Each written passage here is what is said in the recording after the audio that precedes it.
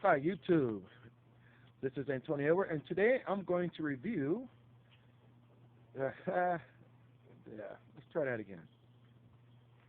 Okay.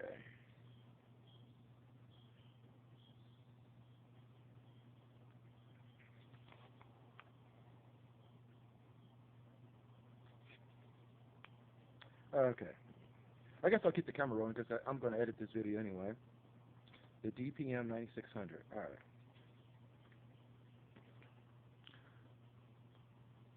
Hi, this is Antonio with sHiZ, and today I'm going to review the Philips DPM 9600.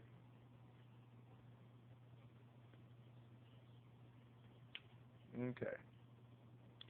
All right, and so as you know, if you watch my vlogs, I am recently seeking out a job with this company called eDis, and they're a distributor of a lot of different products such as security cameras, voice activation recorders, and also dictation recorders. Dictation, dictator, what's the right? Dictation. Okay, dictation, right? This is the DPM 9600, and it's put out by Philips.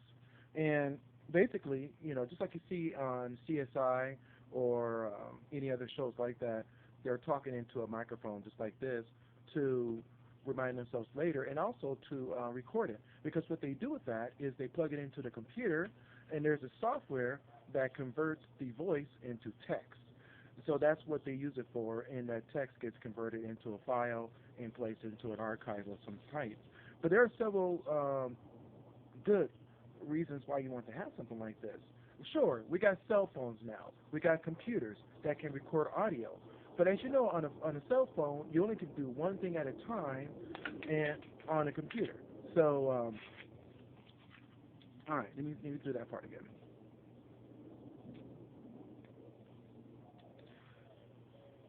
So as you know, we have cell phones that can do this. We have computers that have microphones on them. They even have video cameras on different computers where you can videotape your lectures if you're in a classroom. Sure, we got all that. But as you know, okay, right now I'm recording video with my cell phone. If I also want to record an audio session, it will, if I go to a different app or if I get a call and there was a nice big-ass bee that I don't want to get to know very well. Okay, I think it went away. ah, glad this is not live. Okay, let me do that again. So as you know, we have cell phones that have all kinds of great apps that you can record audio from, like a lecture or even a dictation software. But in an app on the phone, if you get a phone call, that interrupts your recording. Having a separate unit that does that is a great idea because it does not attach to anything, but simply, this is designed to do exactly what it's designed to do, record audio. And so what I'm going to do is turn this on real quick, and I'm going to give you an example of what it can do as soon as the helicopter passes by.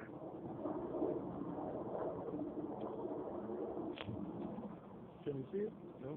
This is going to edit it. If you're not watching the edited version, there's a link in the description, and you can see the edited version, so you don't have to watch all these little mistakes that are made. Okay, helicopter gone. All right, so I'm going to show you what it sounds like after you record something. So let's say I have a thought. I'm writing a book, and I have a thought. I'm like, you know what? That would be a great addition to the book. So I'm going to record myself. Harry Potter, Part 5. Harry enters the room where Voldemort was at and decides to take him out with his wand. But Snape was hiding behind a chest drawer, wondering what to do because he doesn't want Harry to find out that he's really trying to protect him when he was always trying to make Harry Potter think that he was the enemy the whole time. But Snape was always had Harry's back. Even when Dumbledore told Snape that we probably have to kill Harry. Now, I know that was a spoiler. If you haven't seen 7 yet, spoiler alert, sorry. But anyway, I recorded my audio, right? All right, so now it tells you on the display that it's number 6. I'm going to play it back real quick. Okay, it's got to get rewound. There we go. Harry Potter, Part 5. Harry enters the room where Voldemort was at and decides to take him out with his wand. But Snape was hiding behind the chest drawer, wondering what to do because he doesn't want to. And as you can tell, it's a really good audio. Now, how does it sound when the microphone is far away? Like, for instance, a lecture. There's a wonderful feature. I can start a new recording, and I can also pause it. If I stop it, it won't go to another audio file. It will keep it in the same audio file, which is a great thing. But I'm going to start a new file because I want to hear what it sounds like if I have it sitting like on a desk. In this case, I don't have it sitting on this fireplace here or this stove here. Hit record, and I'm going to stand far away. Now, I'm giving a lecture right now, and I'm talking about physics and how the world is built on physics and all that stuff, and it's great. Earth has a certain size, and we were all made, by chance, or whatever. Okay. Now, I'm standing far away.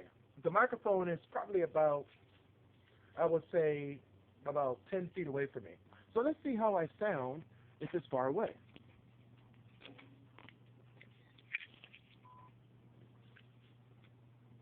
Okay, I got to rewind it. Hit record, and I'm going to stand far away. Now, I'm giving a lecture right now, and I'm talking about physics and how the world is built on physics and all that stuff, and it's great. Earth has a certain size. Now, the sensitivity of the microphone is not as great, as you can tell. And so it still may be a good microphone for a classroom situation. Keep in mind that if the instructor is the only person that's talking, that will be, and it's reverberating in this huge, classroom, it still may pick up a good enough audio to where you can understand what the instructor is saying.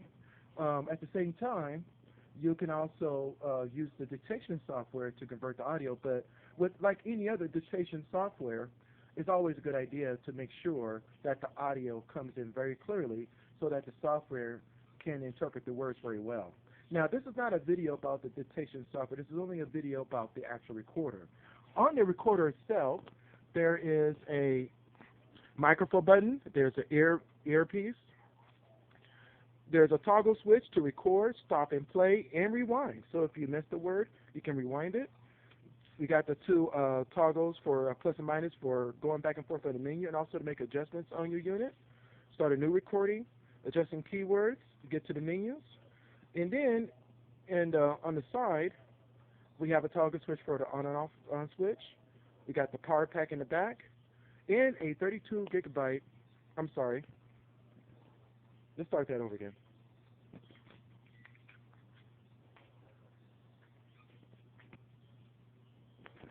Okay, let's talk about the unit itself. And this is not about dictation software. This is about the actual unit itself. The DPM 9600 has in front a nice size LCD screen so you can see what's going on at all times, including a battery indicator. It also has two buttons for menu adjustments, a menu button in the center. As you can see, there is a plus and minus key for going up and down menus. And then on the top, there's a microphone and an earpiece. So if you do want to plug in a microphone, you can. In fact, this unit, with some added accessories from Philips, you can add several different mics, like 5 or 6 mics, so that you can record a whole entire meeting on a round table at a staff meeting or some sort. And so you can record all of that, and it has a nice balanced way of doing that throughout the table.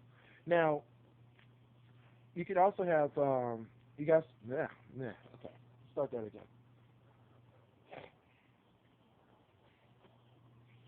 Now, this is not about dictation software. It is about the unit itself, the DPM 9600.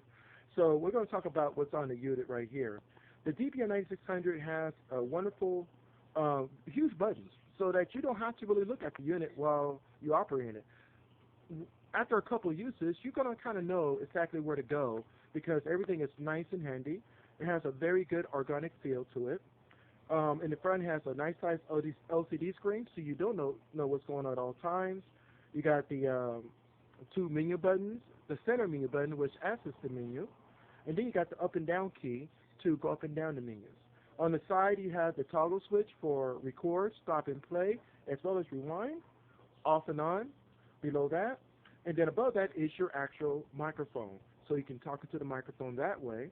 Then you have your mic and earpiece mini plugs in the top, so that you can listen to it privately. You can also record some really good audio if you have a good microphone, so that you can make sure that you're getting exactly what you want to get. It takes two AAA batteries and also a 32 gigabyte SD card, which is great because 32 gigabyte is a good enough memory to store all your data. When you plug in your card, it tells you how much space you have left, how much remaining. In fact, it even tells you how many hours of space that you got on this. And with a 2 gigabyte card that I have in now, I have 317 hours of space. You can pretty much leave this thing all day and all night and record unlimited audio. And so this is a great unit for recording just afterthoughts like, I want to make sure I add this point to my book, or if you're doing programming or graphic design, you're like, you know what, I was working on something earlier today, I want to make sure I add that design to my portfolio so that, blah, blah, blah. Or recording lectures, or if you're a doctor, an investigator, sometimes you need to take down notes so that you can remind yourself later what you need to do. And so this is a great unit. Now, in the next video, we're going to talk about the software, which is the dictation software. So stay tuned for that.